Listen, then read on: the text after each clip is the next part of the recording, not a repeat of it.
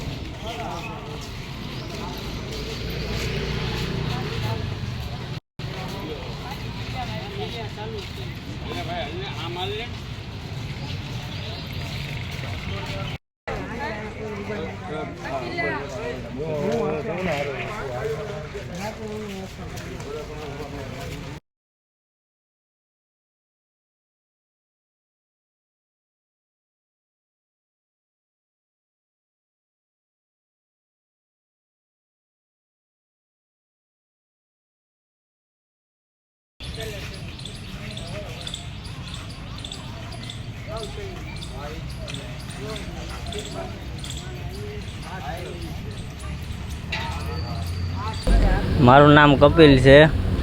મારા પપ્પાનું નામ મુકેશભાઈ વાઘેલા.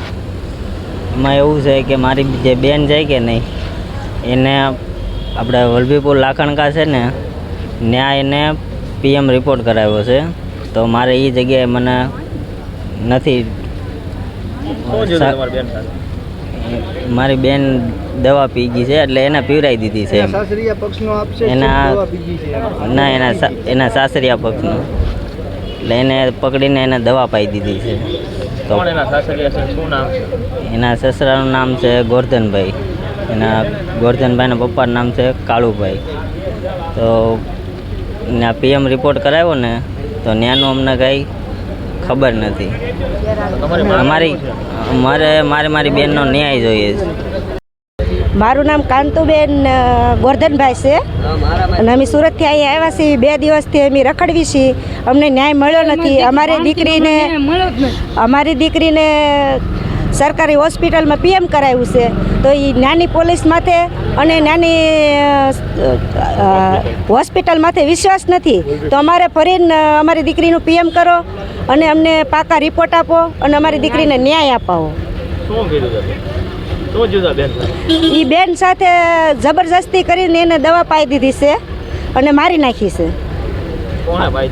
એટલે એના સસરા, એની સાસુ અને એના ઘરવાળાએ અને પહેલેથી એને દુઃખ આપતા હતા. તોય અમે અમારે નાના ભાણેજરું હતા એટલે અમે એને પાછા મેચ્યાવતા હતા.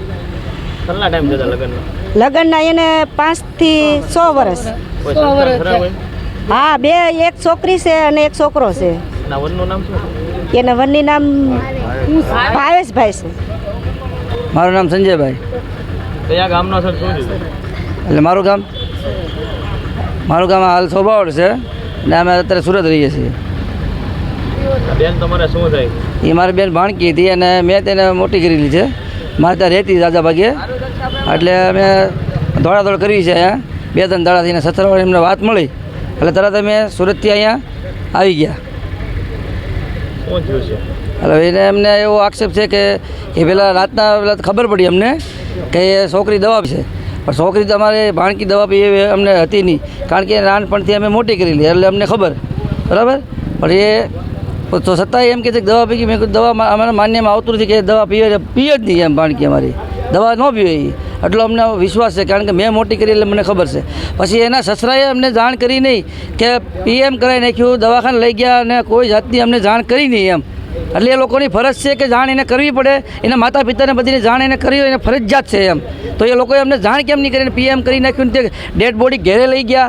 એટલે હું એને એની ફરજ છે એની, એને કહેવાની અમને ફરજ નથી માતા પિતાને કે ભાઈ તમારી છોકરી એક દવા પી ગઈ એટલું તો અમને જાણ કરવી પડે ને. અમને જાણે બીજા માણસોએ કરેલી છે એટલે એ તમને એ રીતના અમને ખબર પડેલી છે એમ. ડેડ બોડી ઘેરે લઈ ગયા પછી અમે પાછા આવ્યા ત્યાં પોલીસ સ્ટેશને ગયા. આપણે વલભીપુર પોલીસ સ્ટેશન છે ને ત્યાં ગયા બધા અમે ગયા.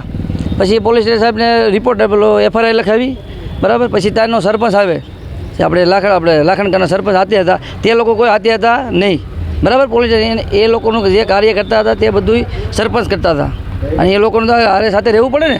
કે ભાઈ હું છે હું ની વિગતવાર જાણવા તો રહેવું પડે ને. તે લોકો આગળ આગળ ભાગે છે, હું કારણે આગળ ભાગે છે એનું કારણ તો અમને બતાવવું પડે ને એમ. તમને શું લાગે અમને તો ખાસ ડાઉટ પૂરેપૂરો છે એમ કે તે લોકોએ જ મારેલી છે એમ. ઘરે લઈ ગયા પછી ક્યાં લાવ્યા તમે? ઘેરે લઈ ગયા પછી એમને કાંઈ અમને ખબર નથી. અમે ડેડ બોડી બોડી તમે ઘરેથી લેવા આવ્યા હતા બેન ની દવા, હા કઈ જગ્યાએ લાવ્યા? તે પછી અહીંયા આપણે આ કેવું કહેવાય તખત ભાવનગર દવાખાનું છે, લાલ દવાખાનું કે ત્યાં બોડી લઈને વહી ગઈ એ અમને ખબર નહીં. કેટલા ટાઈમ પહેલા દવા પીધેલી એવું લાગે? હવે દવા એવું એમ છે કે એ લોકો કે આપણે કેટલી 29 તારીખનું અમને જાણ મળી હતી, 30 તારીખે બરાબર. 30 તારીખની અમને જાણ મળી હતી. જાણ મેળવી ત્યારે તમને ત્યાંથી નીકળી ગયા હતા અમે. તમે આમથી આમાં તમારો કોઈ રદ્દી કરી શું કહેવા માંગે? હવે અમે તો આખું ભાવનગર 2 દાડા પહેલાં વલભીપુર અમે FRI લખાવી, પણ ત્યાં કોઈએ પહેલાં વાત કરીને કોઈ સાંભળ્યું નહીં બરાબર. તે પહેલાં એક ભાઈ અમારા હાથે આવેલા હતા બરાબર, એ અમારા મામા જ થાય, પણ એ ભાઈનો મોબાઈલ ફાડી નાખ્યો, સાહેબ તોડી નાખ્યો, ધક્કા મારી બધું બહાર કાઢ્યા. પછી FRI મેં ખાલી એટલું એમ કીધું કે સાહેબ આ ખાલી એક ભૂલ છે તે તમે સુધારો. તે કે તું અમને સુધારવા આવ્યો છો, તમે એવું અમને કરવા આવ્યા નહીં, આ નહીં બને કે આમાં જે લખ્યું કે છોકરી કોને કીધું કે દવા પી ગઈ એમ. પણ અમે એમ નથી કીધું કે દવા પી ગઈ, અમે અમને કીધું ડાઉટ કે આનો તમે પૂરેપૂરી છાનબીન કરો એમ. અમે એમ કહેવા માંગીએ છીએ, ઇન્ક્વાયરી કરો આની એમ. અમે આ કહેવા માંગીએ છીએ, બીજું અમારે ન્યાય જોવે ને બીજું કાંઈ અમારે જોતું નથી એમ. હા પૂરેપૂરો અમને ડાઉટ છે. અમે એમ નથી કહેતા એ લોકોએ મારી નાખી, પણ આનો અમારે કંઈક રસ્તો તો કરવો કે નહીં એમ. હા એમ ડાઉટ હવે ફૂલ છે, કારણ કે લોકો એમને જાણ જ નથી કરી, તો પછી હું એનો અર્થ હું અમે સમજો બોલો હાલો એનો અમને કાંઈ રસ્તો બતાવવો પડે ને એમ.